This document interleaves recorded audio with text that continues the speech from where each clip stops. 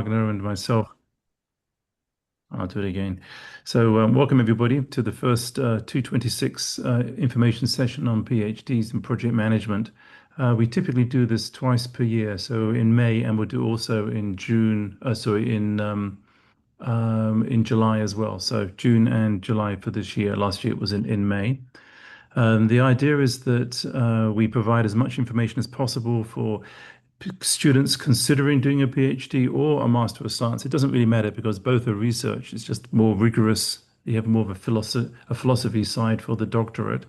Or students that are taking a PhD or a DBA, a Doctor of Business Administration, and want to understand more about how to structure information.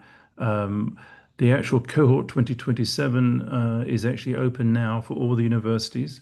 So this is not just Alma University, which is doing the PhD on the Bologna 3 system, but also we have Stellenbosch representatives here.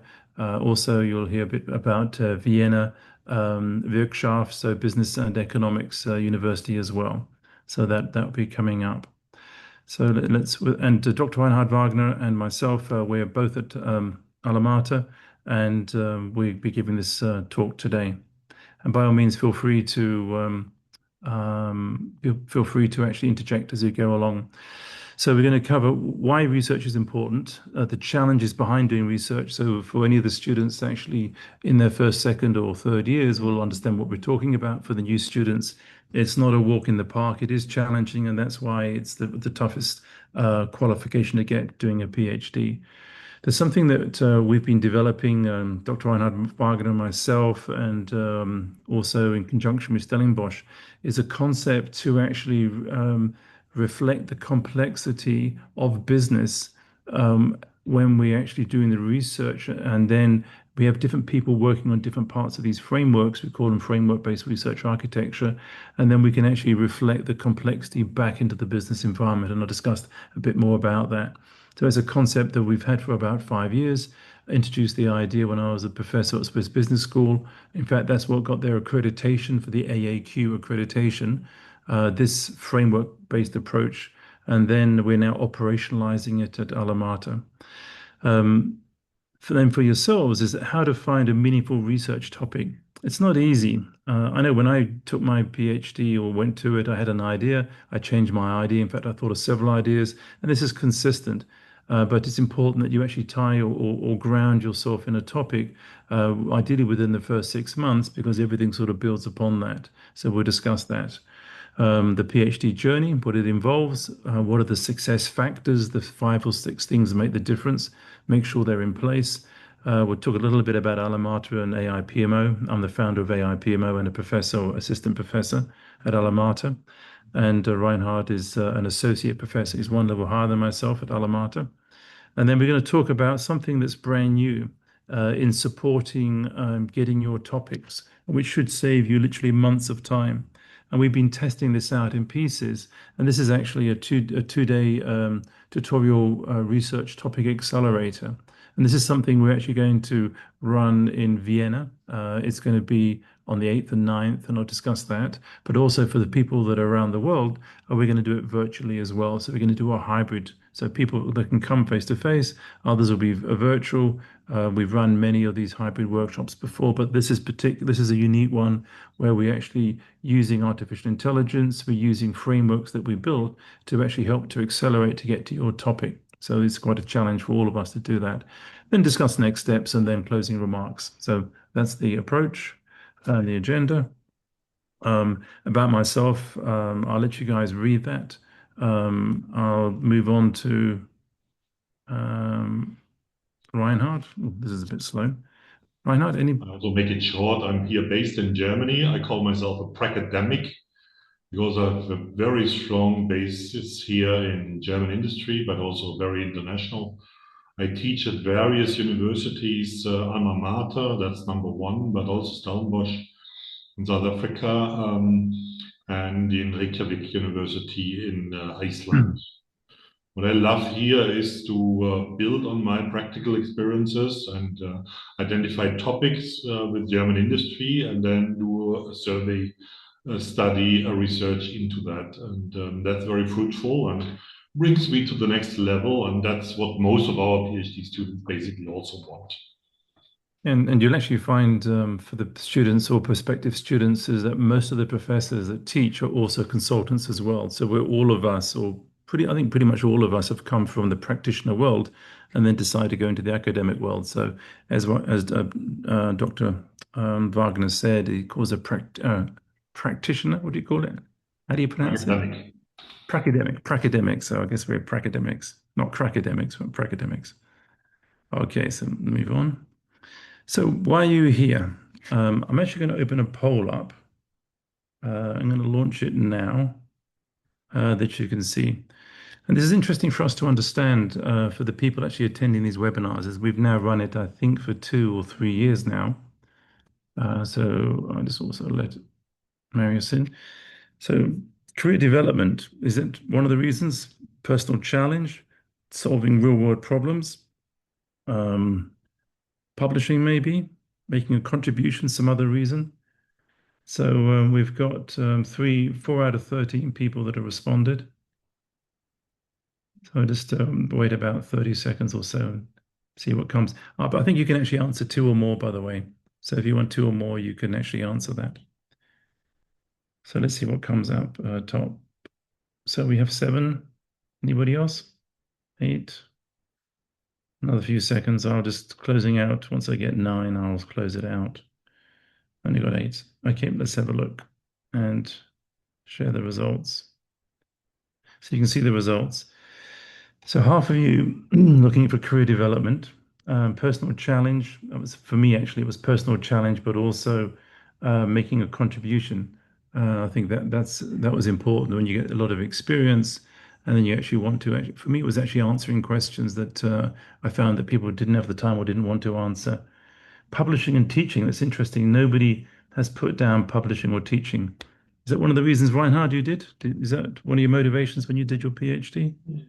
Not really, but actually, I was doing that. That was byproduct, so to say. Hmm. And what about there's other Dan here as well. So let's stop sharing. So thank you for that.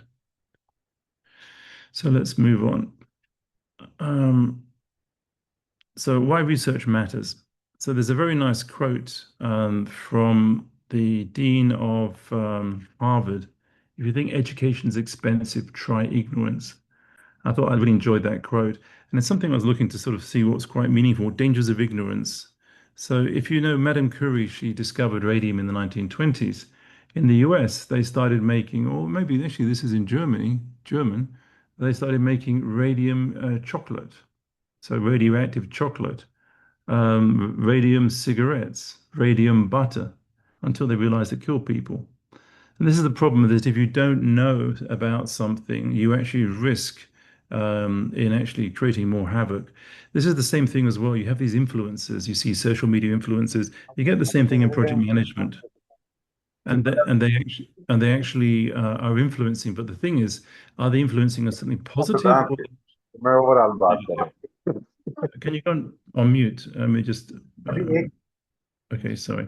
I'll put him on mute. So this is important that all of us actually want to understand and not actually promote something that actually causes damage. So building a world of evidence on evidence, why we do it, you can see the reasons down here. If you can achieve those, then so much the better. How does it change the world? In fact, I rarely comment on LinkedIn because once you get into these conversations, you never stop. And there was something there was a gentleman, I think it was Trevor, I forget his surname, he's an American guy. He's just got his doctorate. And he was asking about the contributions of research. And there was another guy saying, oh, research is useless. It doesn't provide any value. And in fact, I responded back to that. And if you look at some of the points down here, so I've included projectification. So Dr. Wagner actually focuses on that particular area. A lot of students are interested in artificial intelligence and its implications. I was researching more on governance, on project management success. I do now quite a lot on project management offices because of AIPMO. There are lots of different areas that you can actually research. The same on leadership, the same on strategy, the same on PMO management. And so when people come in to do a PhD, they may bring a problem or a challenge, But the thing is, it has to actually qualify, and we'll discuss about this about qualification. And often people sort of ask about where do you find a research topic? If you just look at any research paper, at the back of each research paper, and the conclusion will say further research, and will give you several ideas of what to research. So really, there's little excuse not to actually have access to literally hundreds, if not thousands, of potential research topics.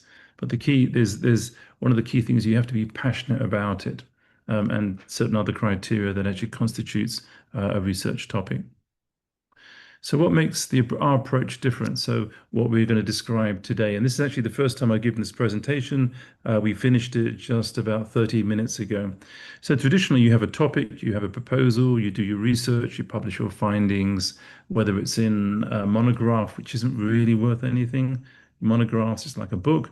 Ideally, you publish in conferences, so conferences like the AIPMO Research Conference, ERINOP conference, for example, and you'll find on Alma's website under the project management area that you'll see the conferences, actually what for each year. What we do is that we look at a problem and then we actually have a course that we run. We look at tensions. So when you have problems, invariably because there's a tension somewhere, and these are tensions that could be between strategy and projects, between PMO management, between projects, operations, leadership, operations, etc. So we look at this area and tensions, and then we actually build this thing called a framework-based research architecture. So what we're doing is we're actually seeing where a piece of research could fit within the context, for example, of Cape Town. I use Cape Town because we're working with Cape Town. So they've got a lot of challenges. They have well, they've got complexity and unique problems. And what we're doing is finding students to take a part of that. So individually, it all meets the criteria of a PhD, but collectively it reflects the complexity of their environment. And that's been one of the criticisms, is that students come to do a PhD with the complexity. They're told to strip it down so it meets the criteria and it's doable as a PhD. But when they go back, it's only a piece of the puzzle. And the idea of FBRA is to actually show show the pieces that have been researched, but also other pieces that need to be researched as well. And then we go into the topic and the proposal. So really, it's actually helping you structure and go and provide a much more robust solution with other students as well. And we'll discuss a little more about that later. So let's go down. So what are the challenges in applied research? So we have this academic research side. We talk about theories and models and frameworks, and we go to conferences, we write journal papers, etc. But there's a gap, as I mentioned, for what these guys on the right-hand side are doing and what we actually do on the left-hand side. And it's really how do we look at that translation? And I mentioned some of the comments that people make about, is research really applicable? And if you bridge both, you can do that translation. But we're trying to find a way is that how do you make that gap smaller between the two? There's also a challenge as well with research and the way it's done. It's highly sort of fragmented. I think Newton they said like you stand on the shoulders of giants. In other words, is you're building on research. And Dr. Wagner was looking at he produced a report and it was looking at maturity models because there's actually models that have been used that are not designed, for example, for PMOs, they're designed for project management or program management, etc. And what he was doing an academic report, but there's been a dearth or lack of research. And this is the bit of a problem where if you haven't got consistent research over 10 years and you've got gaps, so what you're then is quoting old information. And that's a weakness if we haven't got consistent research in a particular area. You can try to supplement it with practitioner information, but then you dilute the value of these, of the report because it's meant to be an academic report. And so people look for small pieces of the puzzle. The thing is, if you look for small pieces, you'll find it. If you look for big pieces, you're probably not going to be able to solve it yourself because there's too much, and hence this concept of the framework-based research architecture that we have. So this is actually what happens today. So you've got silos across the different faculties. They're looking at different things. You've got unconnected studies. Terminology varies a lot. So, for example, I was always wondered about success factors and critical success factors. You see them in research papers. One says success, one says critical. In fact, there's no difference between the two. You should never use an adjective in research because it should stand, the term should stand by itself. It was a McKinsey guy, Rockhard, who actually came up with the concept of success factors. It came from Pareto, the law of the vital few, but it was a friend of his or another, as a McKinsey guy that just said, let's call it critical success factor, sounds more important. That's the problem, is that we don't have a sort of standard lexicon in the research side, but also when you realize is that terms are highly specific. And in fact, for example, in AIPMO, we've actually spent 6 years refining the definition of a PMO. And so it's 6 years. So it's taken us a lot of time. And it's only when we've discovered things over the years have we come to actually refine our definition. So just so you know, it's not a simple thing to do.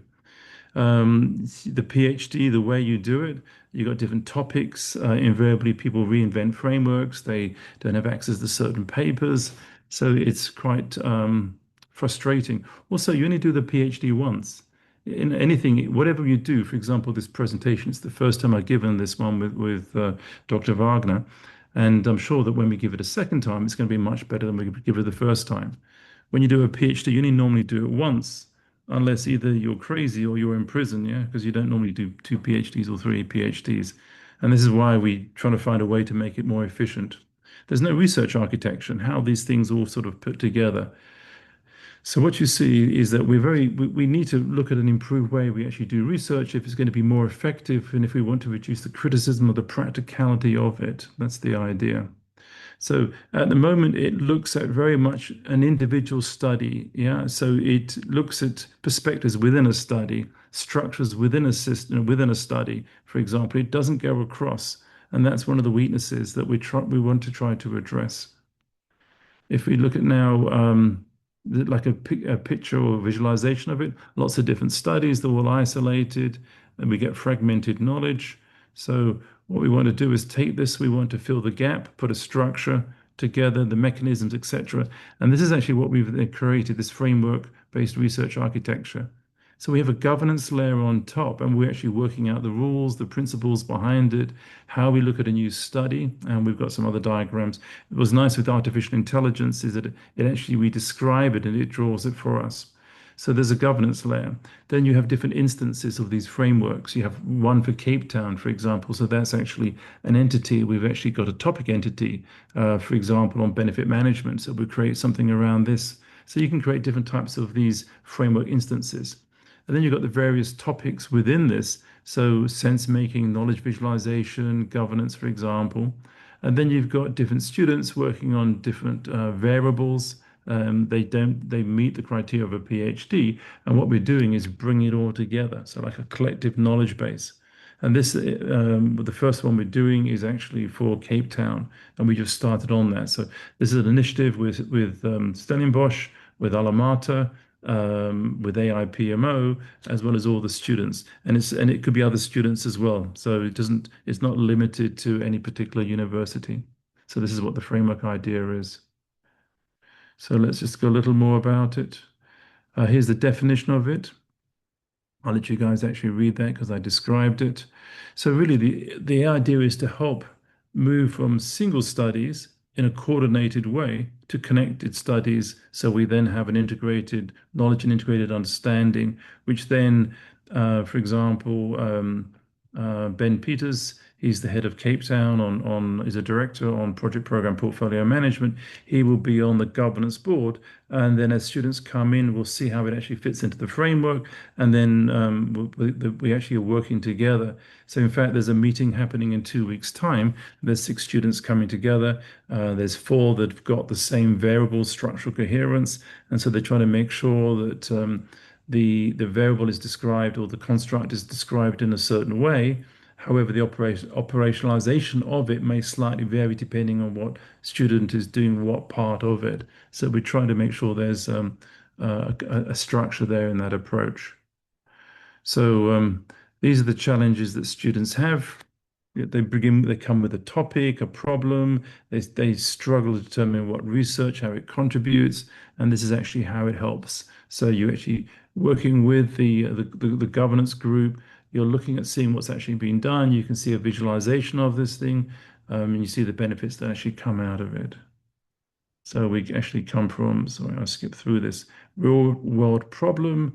We can actually pick any instance, whether it's topic-based or entity-based, look at research questions, see where it fits in, and you're contributing to the knowledge of this framework, which is then applied to a certain area, shall we say, or industry. So this is the different levels. I actually showed that one already. I described it, but it's just a little larger for you to go and see it. And this is what we're working on. So how does it actually? Robert, can I stop you? Can Yeah, you by all please switch the video off of 9 Iqbal? oh, It's totally weird. which Not one's sure this? what he is doing. Who's it? Naim Iqbal. Okay. Just switch the video off. Oh, okay. Yeah. Oh, yeah. I see this. That's very disturbing. I can't actually switch. Oh, stop Robert, video. I can. actually, I think you can try to Yes. click on the Now participant it's off. below. Oh yeah, it's switched off. Oh, no. Yeah, I've turned it off. Yeah, I've turned it off. So it's off now. Reinhard, I've talked a lot so far. Does anything you want to contribute to this point? Any extra No, things that's you want? fine. That's Let's okay go with you. on. I think that's fine. What I like to just reiterate that we see a lot of students that work in isolation, and I'm a systems engineer, and I like that people work together, maybe through different lenses, different theories, and so on, and make more than just an isolated survey or study. So this is showing how you actually operationalize it. So there's a certain research need, or a student comes in. There's an entry point, so we look at which framework is relevant. So we may create one on benefit management, for example, or so it could be on a topic area. We engage with the custodians, so it will be the university person, some Alma from Stellenbosch, and Ben, for example, from Cape Town, if it's this particular one. We look at defining the study, the construct, see what exists, and what needs to be defined. We make sure it's registered so we know who's actually contributing towards it. They run the study, and they may be working with other students if they've got the same constructs, if they've been worked on. As I say, structural coherence is one of them, and that's being worked on at the moment. Integrate it back into the framework, and then we can compare across context, and then we evolve it. So we're really starting at this first point down here. So we're putting this together. So it's new to us as well. And you see some other parts down here, the flow of work. So it's to give you an indication of how we are going to go about doing it. Some of the students that are working on this.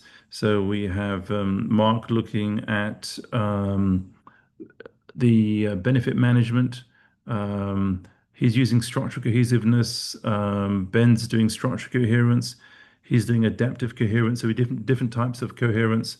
And so we have to make sure everything sort of fits. So there is a piece on the governance board that we need to know what's going on and monitor it.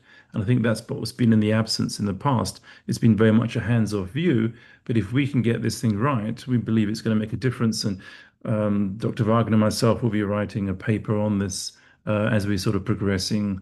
In fact, we have submitted one for the Hope Conference with Ben in Cape Town in November time. And then we'll be looking after, during the operationalization of this thing, we'll actually look to aim at writing a journal paper as well after that, probably in 227. So now it goes on to how do you find a meaningful research topic? So for yourselves. So I don't know whether, do you want to put your hand up if, are you in the situation where you are challenged in finding a meaningful research topic? I don't know if I can see if anybody's in that situation. Trying to find, I'm not sure if I can see everybody's, so Reinhard, if you can help me there, if anybody else has put their hand up. Not yet, okay. Yeah. So I can't put my hand up. I think you've noticed earlier that I was driving. It's Ziningi from Cape Town. Yeah, well, don't take your hand. Just put one hand up, not both.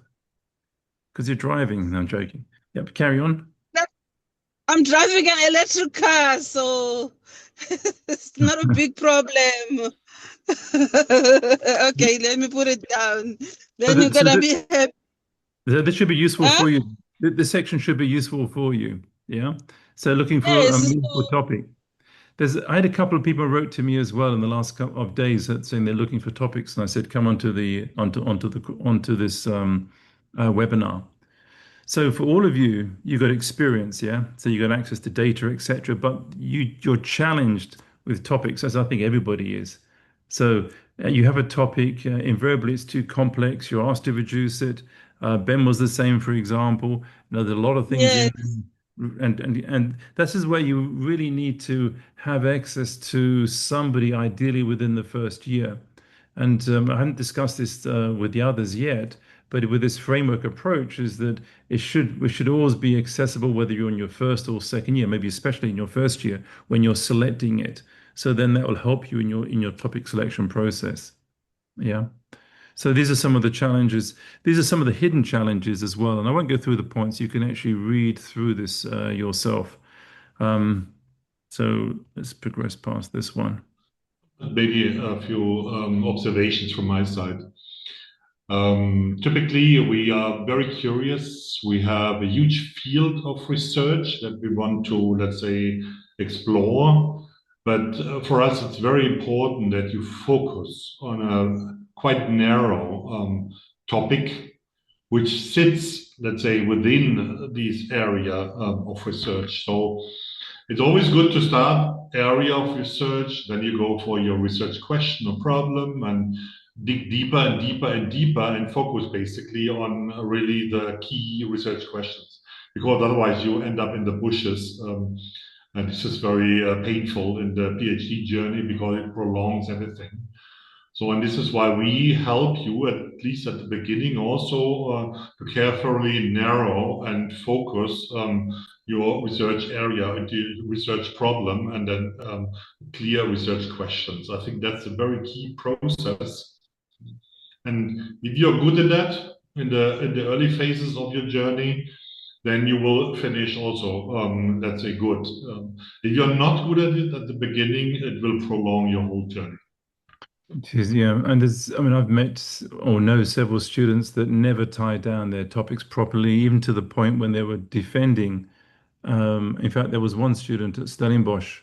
I was an external examiner and one or two other universities, and you can tell is they just never tied their topics down.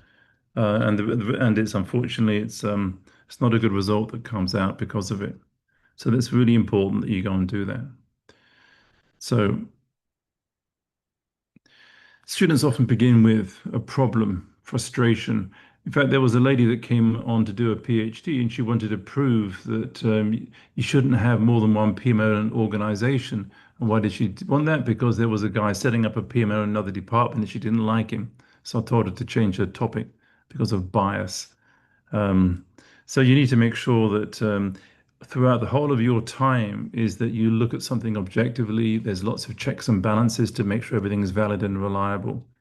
Unfortunately, is when you come into the journey of doing it, sometimes it's for the wrong reason, so you need to sort of put that aside. Also, people come in and want to look at artificial intelligence. Oh yeah, let's do a PhD on this.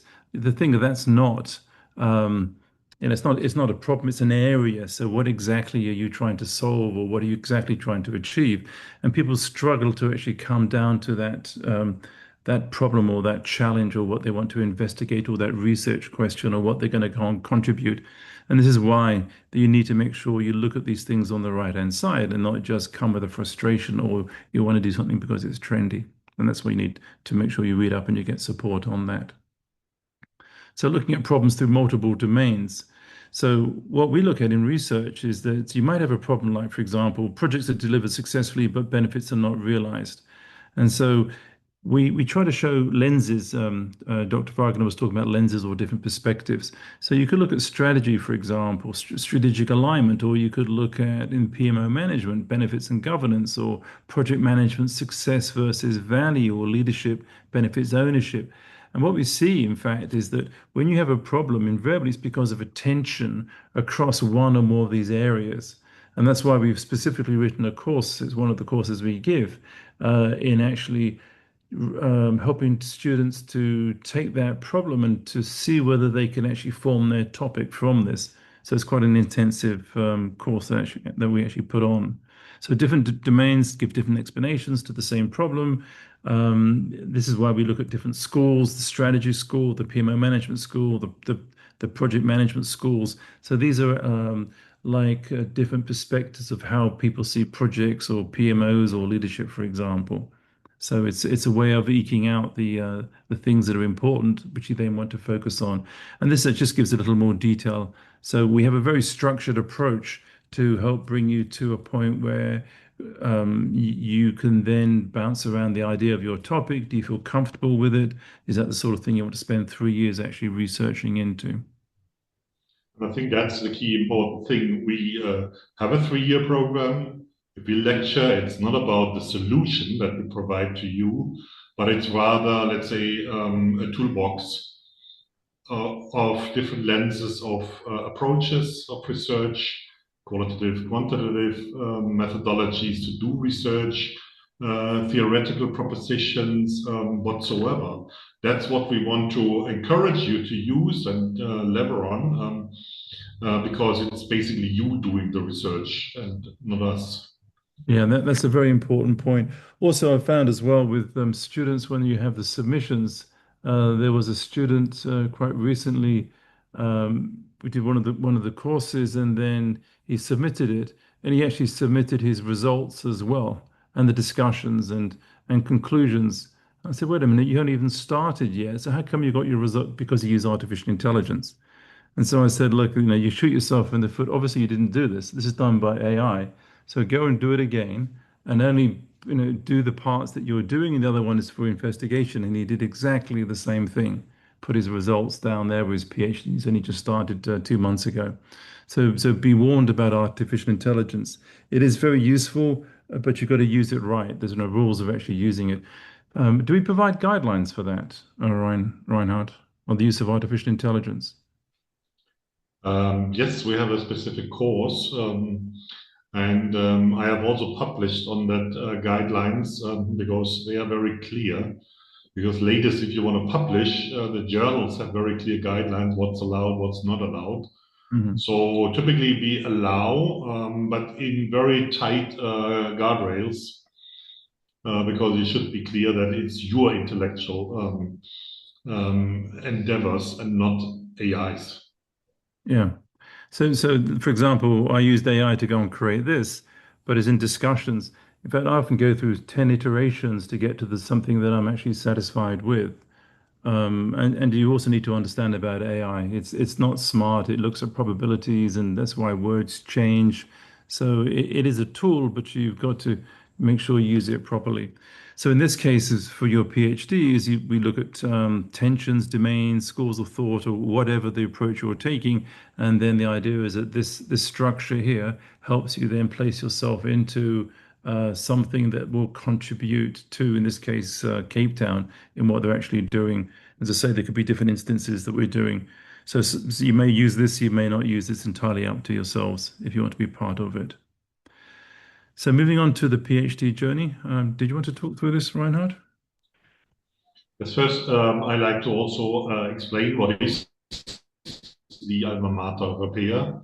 It's a full university. It's part of the European Academy of Arts and Science. I think that's very important because everything what you do will be measured against very high scientific standards.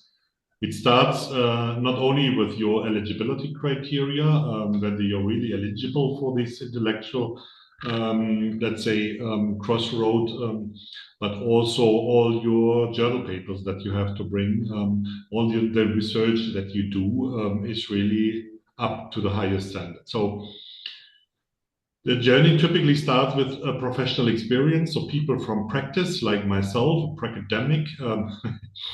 And that's one of the problems because we see the world very pragmatic. We see it through our lens, and I studied engineering, for example, and engineers always have a solution.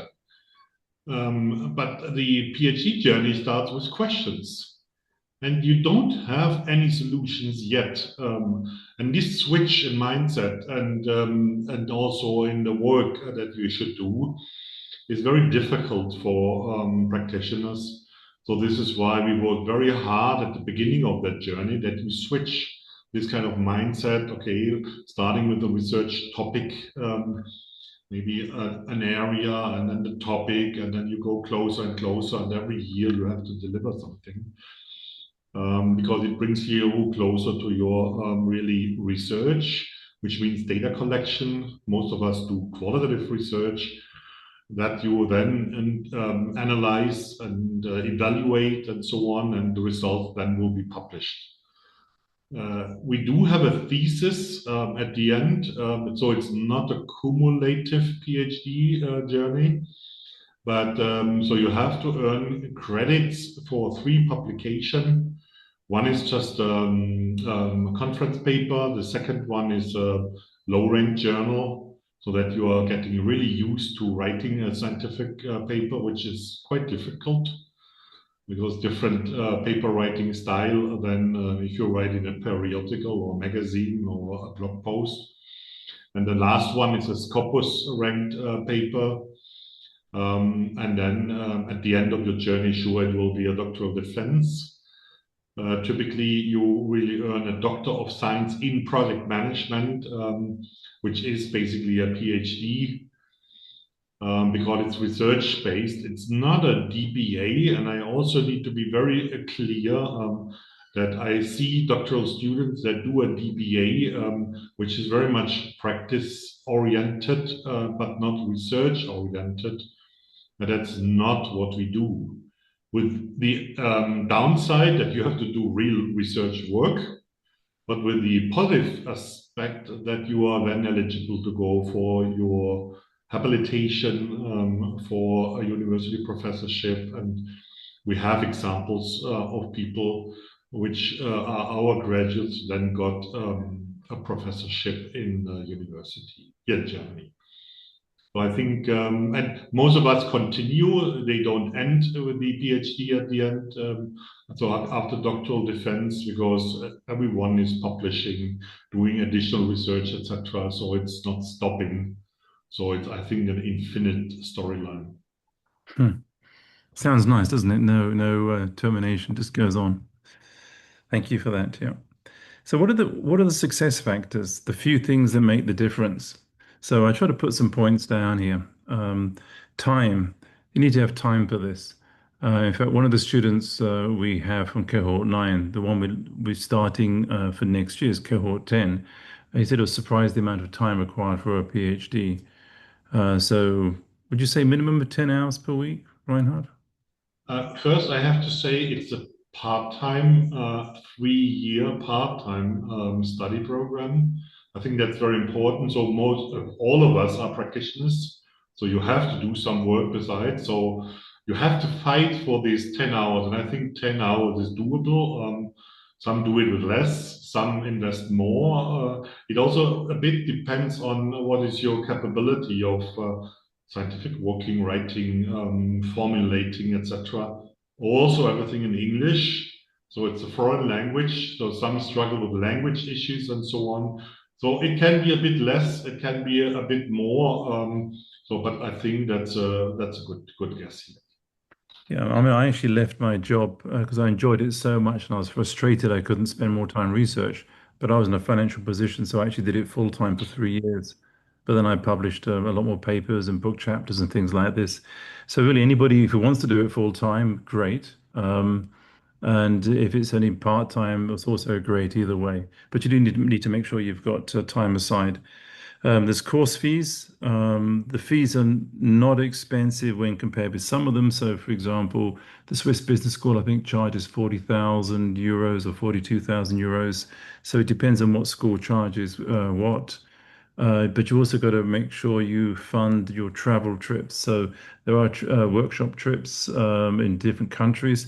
This is one of the things I like very much about Alma is that you meet not just Alma PhD students and professors, but you'll meet them from different universities as we come together. So the PhD students from different universities meet And I greatly enjoy that as well and meet all the other professors. So I think there's something like 4 universities. Is it right, Dr. Oh, Wagner? we have a lot of corporations, but now Vienna is, I think, always in fall, and in spring. I'm doing that in Munich.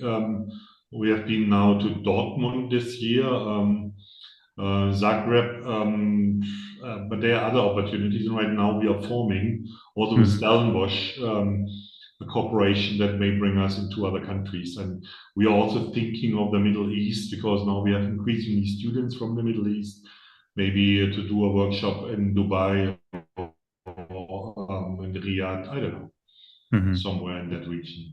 But that's really important because you mix with other students. So it's almost like benchmarking yourselves against the different students in different universities. On the topic, make sure you really are passionate about it. The worst thing is having a topic that you're not. The supervisor, absolutely key. When I was um, when I was doing mine, I realized that the success factor is the supervisor. In fact, I actually was very lucky to get Professor Rolf Muller, who's now retired. There's many other choices, but I really fought to get Rolf because he is pretty much one of the top people in the world in project management research. Access to papers, peer networks are important, PhD forums. In fact, we have the biggest PhD forum in LinkedIn. It just seems to be, however, more people looking to offer their services than actually people active on it. But in our case, we do WhatsApp groups as well, such as this Cape Town research project we're actually doing. There's about 8 people in that. So we've got different network groups and then access to experts. So you'll have these PhD sessions, workshops, professors, research conferences.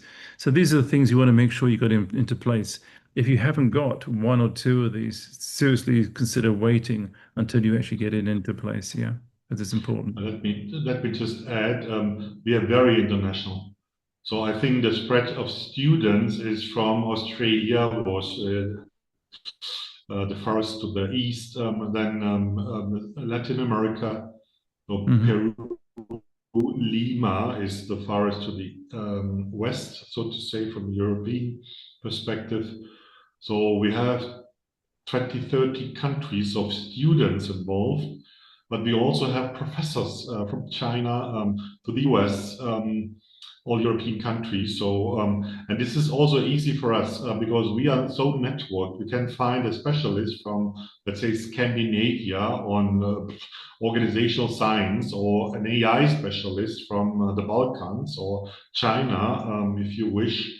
Because of our network that we have globally, we can really find the right supervisor for you. And that's, I think, the key asset here. Yeah, it is very much so. You always need to get to supervisors and need to have the time to make available and also understand your topic as well. So that's about the PhD. Just quickly, there's a few slides on Alma. I know Reinhard, you've gone through some of these. Yeah, but just to emphasize, it's a 3-year program. Again, it's a part-time program. So the first year, as you see here, is rather we give lectures. Statistics is a very specific one where a lot of students struggle because they have never done research, let's say also multi-regression research and these kind of models. But you need it later if you do qualitative research or quantitative research. And that's basically the first year where you will come closer to identify your research topics. And year 2 is basically starting into your research, narrowing, starting the first maybe expert interviews, etc., etc. And year 3 is basically the real research, where you then also have to defend your research. So in spring and fall, we have 2 days weekend session where we face to face give the opportunity for students to show what they do.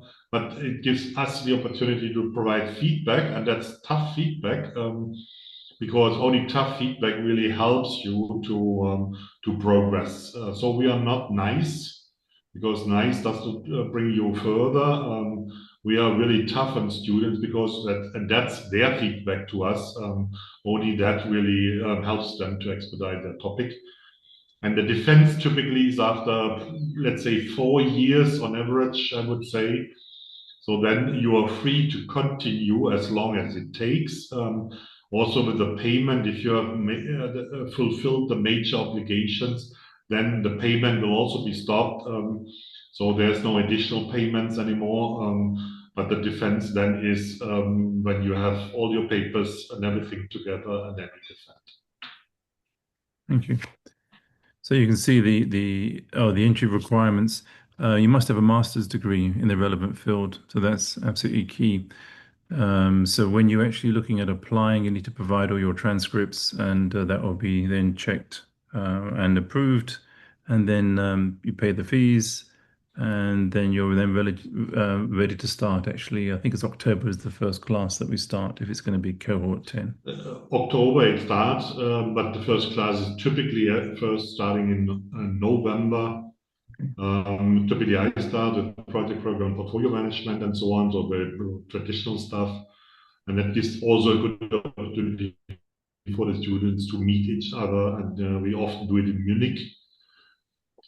So it's easy to reach.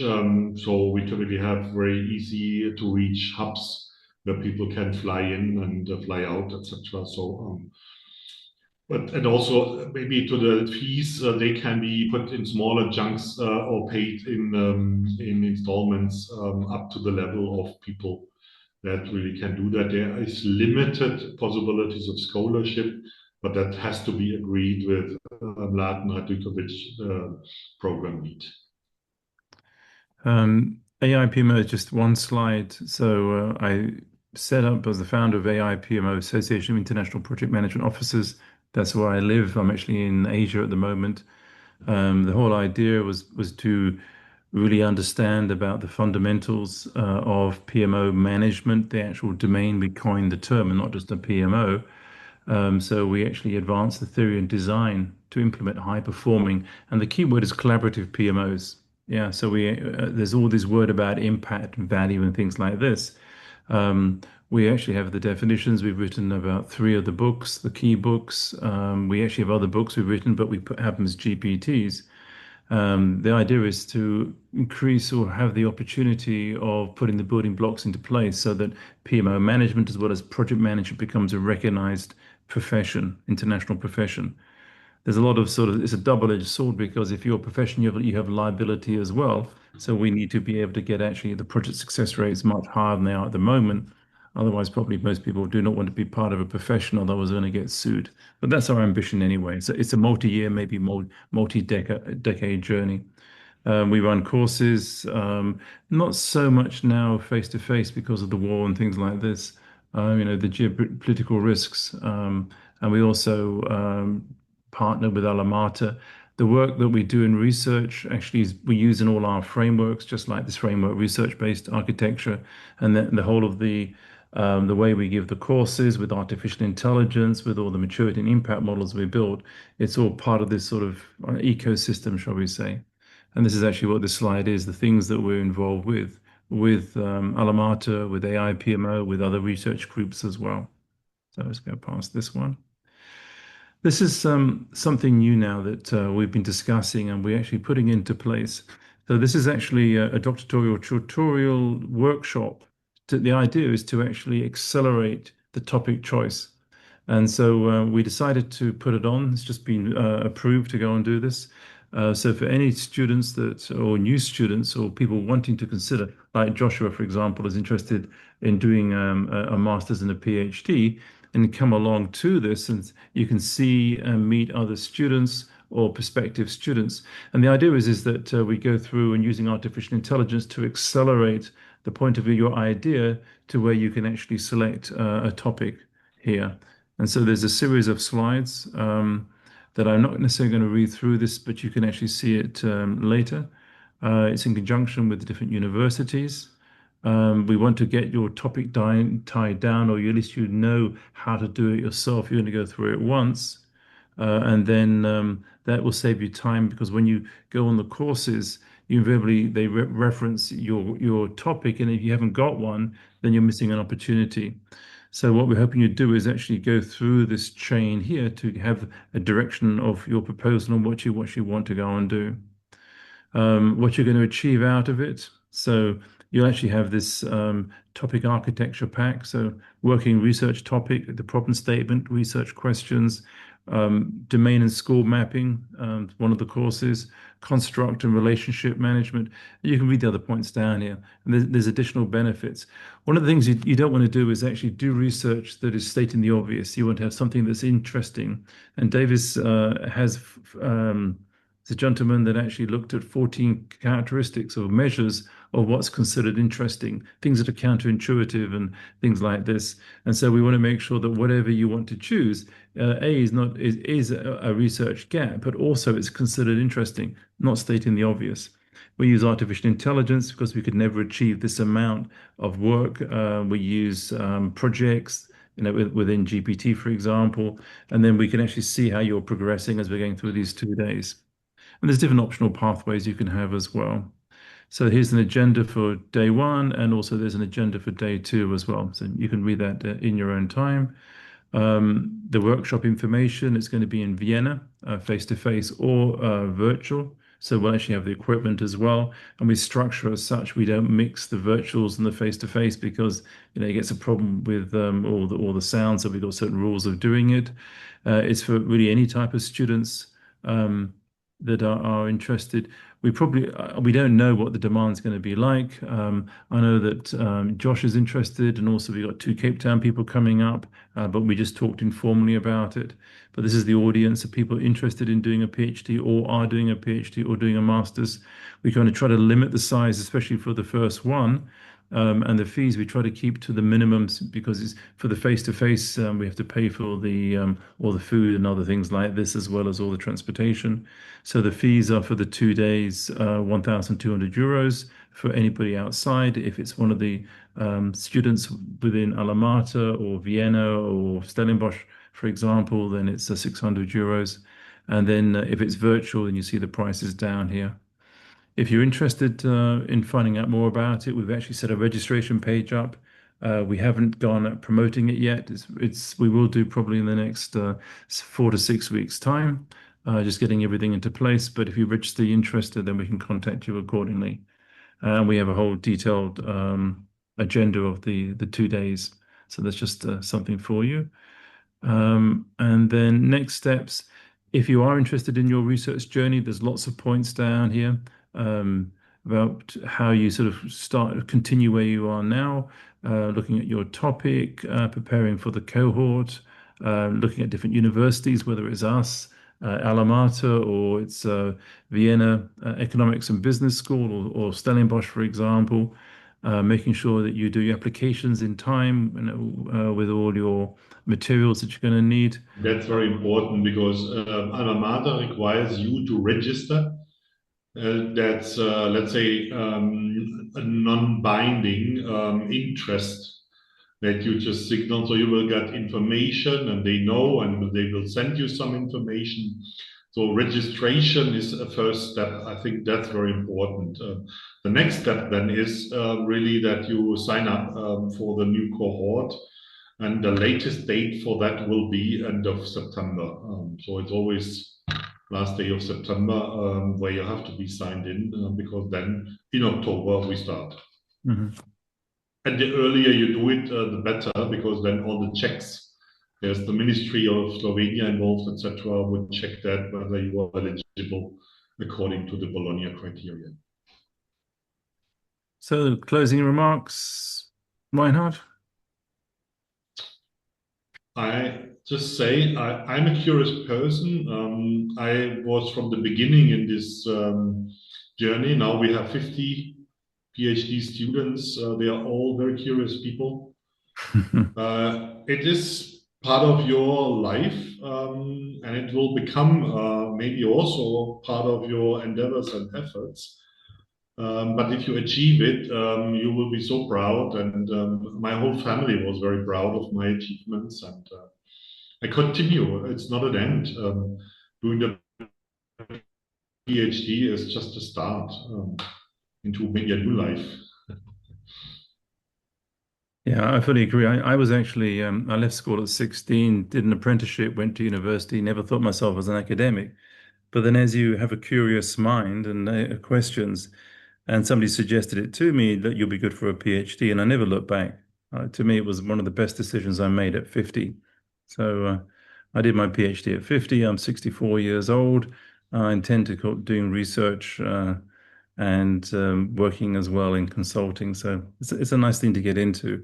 And I think And it's I also have different. to add, Robert, age doesn't matter. We have students that are even older than you now.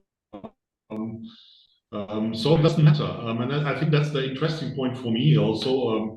It doesn't matter whether you're 20, 40, 50, 60, or 70.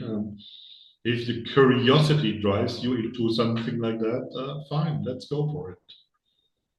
Very true. So now it's really open up the floor for questions for people. If you want to turn your cameras on so we can see you all. Let's see if I can see everybody.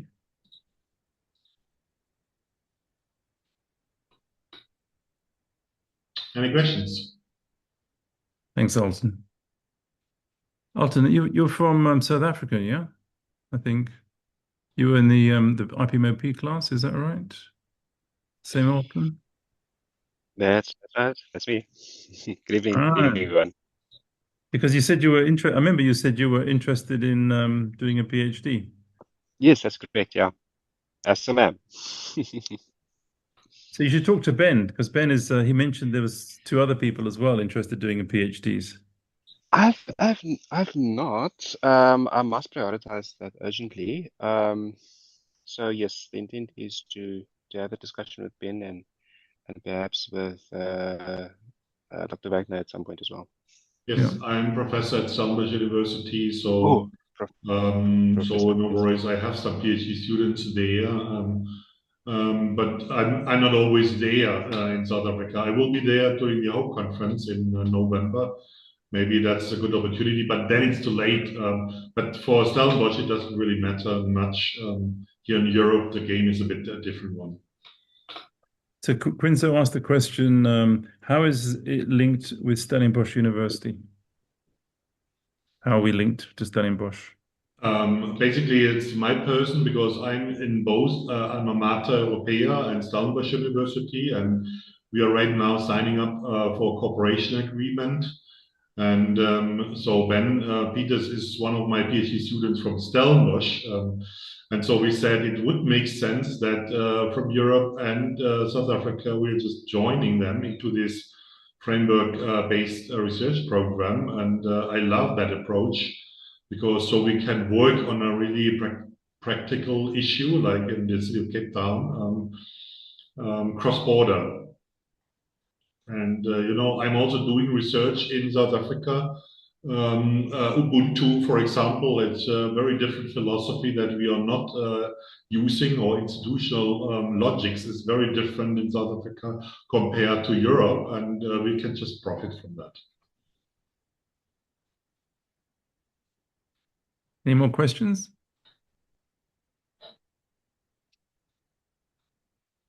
If not, then I'd like to thank everybody for joining and Reinhard, Dr. Wagner as well. Sometimes call you Reinhard, sometimes I talk to Wagner. There's actually lots of professors. We're pretty easygoing. Enjoy. I mean, we can be serious, but also we have fun as well. I think that's the important thing with a PhD. Lars, you got your hand up? Yes, thank you very much for the presentation to both of you. Enjoyed seeing the opportunities even in the more academic, practical space of academia. It's just been quite interesting to me. Also one of my motivation. I got some questions regarding the eligibility criteria for actually get awarded PhD at the end. You, Reinhard, you actually had been talking about it, and I most probably, hopefully, recall it properly. It has been one conference paper for a conference which is about the topic which we are writing and will be accepting by a conference, a specific project management conference, or even another conference to be published? This is for me, it's about the quality. The That quality. doesn't matter, Lars. We have an own conference at Alma Mater where we have a PhD project management stream. That's the easiest one. But then you have been to the World Congress in Berlin or the AIPMO Research Conference or doesn't matter. Basically, it's Web of Science and it's published there. So that's enough. Okay, this is the conference part. Then it had been, is it a kind of low-ranking journal? What kind of A, B, C? What kind of journal type it is? What kind of quality ranking should It's be? not specified in that regard, but we have journals that are not up to. We don't talk about quartile journals, but let me just find an example. Still, some people find the European Project Management Journal, the EPMJ, as interesting, but that is already a Scopus one. Yes. Or OTMC in the construction, that's in Croatia. We have one in Slovenia, which is not a Scopus journal. So let's find one. There are plenty of journals, and we will have a session where we also advise which journals suit us well. Okay, this is fine because as you have been ending up, then there's been a Scopus journal, which is kind of A or B level one. What kind of academic rigor is there to be put forward? That doesn't matter. Scopus, it's enough. Mhm. So Scopus and Project Leadership and Society, for example, is a Scopus journal. Most of our students publish there. But again, European Project Management Journal is a Scopus paper, OTMC, many others. So we have a full list. Yeah. And if you need to find another journal, just call me and I will help you because I know most of the editors and I'm in some of these editorial boards. So Yes, and this not would a be problem for you. good. It's Would be definitely helpful. not for you. Would be helping because I'm seeking, as I say, the personal challenge, but also the contribution where it might be a cross-sectional, and then maybe some journals that might be of interest where you can see, well, this is like maybe. But at Alma Mater, also Stellenbosch, I'm the most experienced person in publishing because I'm also an expert in reviewing, and most people do not struggle with finding the right journal. They struggle mostly with writing it in the scientific structure and having robust research results that are acceptable Yeah. by reviewers. I think that's the key point. Okay. And I typically do sessions during these doctoral workshops where I explain what is the level they at least have to match. And most of my PhD students send me before they send it to the journal, so I give them hard feedback. But then it's easier for them to be accepted at the journal level. Okay, great. Thank you very much. So my very last question is then to wrap the PhD journey up. Well, there has been the conference, the journal paper, and the Scopus paper. Is there then the kind of monography at the end to wrap it up in order to be ready for the Viva? Yes, thesis. You have to write a thesis. You can use all your publications in that, Yeah, but yes. it's not in a sense of a cumulative doctorate. It is really based on your steps in the research. Typically, the conference paper is about literature review. Then the second paper is about qualitative expert interviews. I don't know. And the third one sums up the whole research that you do. And this is why it's Scopus level. And you can reference that. Absolutely. So most build them in. Okay. Good. Is there any kind of restriction or basic alignment about how those monography is looking like in terms of Absolutely, there's full scope? regulations how to write it, the number of references you have to bring. I don't know by heart, but it's between 100 and 200. even for the proposal, you already have to have 80, which is never a problem. But I'm always looking into the proposal. What are those 80? Because ChatGPT can bring up easily 80 references. But I see whether you have really done a good literature scan. Because in one literature, then you can see other references and so on and so forth. It's kind of a snowball process, which bring you easily to 100 and more references.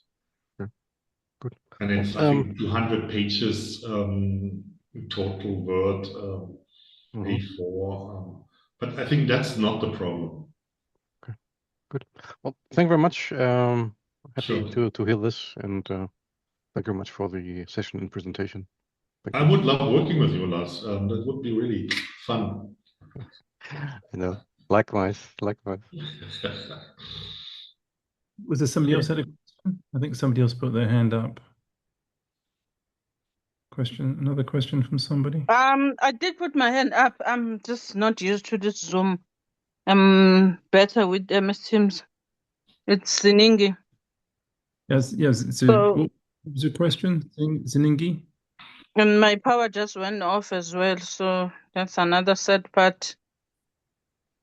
Well, So if you want anyhow, to carry on. the question that I wanted to ask is the relevance of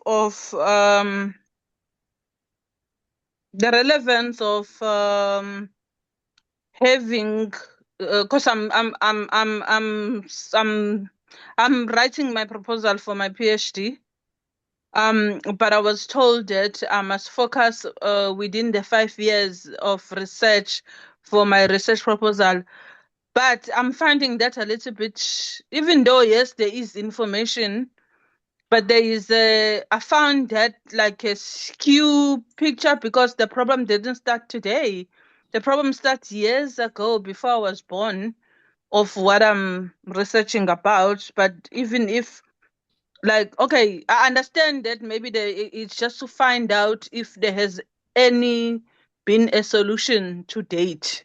But what's the relevance? But Ziningi, Is it let me just interrupt here. Are you willing to do your PhD with Stellenbosch University, right? okay? My PhD is more relevant to conversion of the ICE to EV, because I did my master's in inherent safety design. So I wanted to kind of like continue with the similar tune, you know, because that's what I'm interested in, especially with the industry that I'm at, which is nuclear. So, Oh, good. yeah. Ziningi, but my question is a different one. Please listen. You want to do your PhD with Stellenbosch University, right?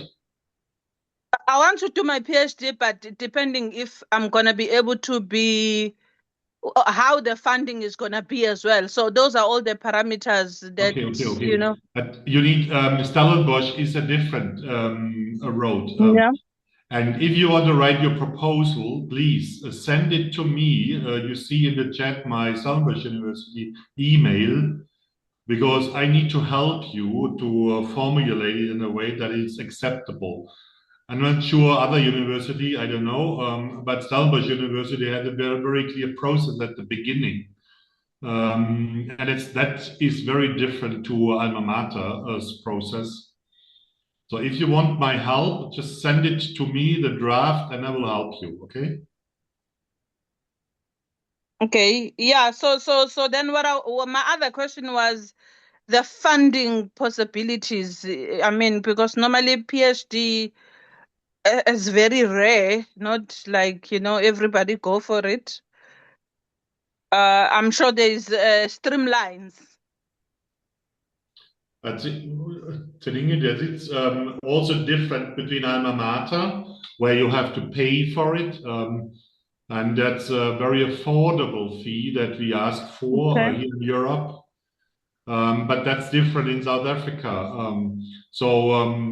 If you want to have it funded, you also have to approach the university, because there are scholarships, but that is a different road. Okay. So I'm not sure whether you have contact to Tarin Bonpanar. That's Professor Tarin Bond-Banar, which is at Stellenbosch University. You can also approach her because she manages all these PhD students in project management. I think I will communicate with you because I used to go to Stellenbosch while I was ex interviewer. There is some of the professors that I know there, quite a number of them. Okay. So yeah, thank you. Just approach me by this email I have now in the chat, and we can see how we can move you on. But Stellenbosch is a bit different story than alma mater here. Okay. Any other questions? If not, then we'll close this up. So I want to thank everybody for the time that you made today. If there are questions, do write into Dr. Wagner or myself, and we'll be happy to answer them. And we will probably do another one of these sessions, I think, at the end of July. We need to set the date. So do look out for it. If you've got friends interested in doing a doctorate, do suggest they come and join if they want to find out more information. Okay, on that note, thank you, Rita, as well, for organizing it. Much appreciated. Thanks, everybody. Thank you. Bye-bye. Have a nice evening. Goodbye. Bye-bye.